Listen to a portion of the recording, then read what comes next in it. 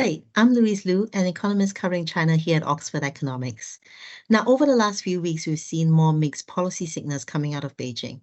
On the one hand, property easing measures were accelerated, and these have been focused on developer financing and the central role of the banking system in extending property-related lending.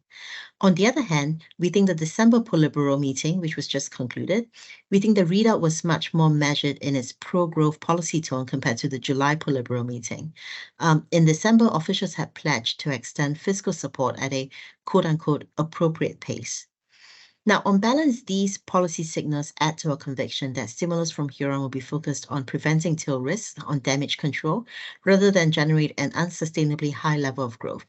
We recognize that this view comes against the growing consensus, especially amongst onshore market participants, that China may instead opt for a high growth target against next year to stem the kind of deflationary feedback loop between spot and future economic activity.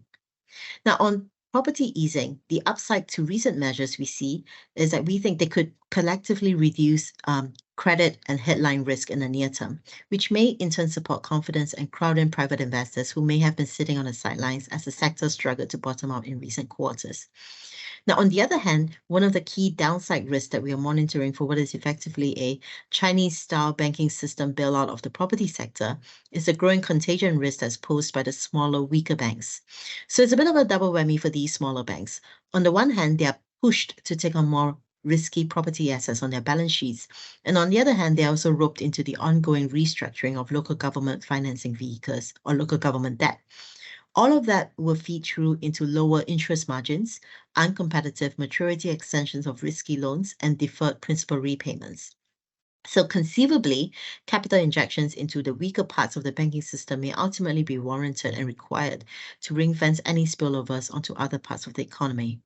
And over time, the resulting banking system is likely to be less profitable, less well capitalized, and that impairs the transmission mechanism of future monetary policy in China. And given that in China, the banking system is a key counter-cyclical policy lever, the ability to weather future economic downturns may also be much more impaired.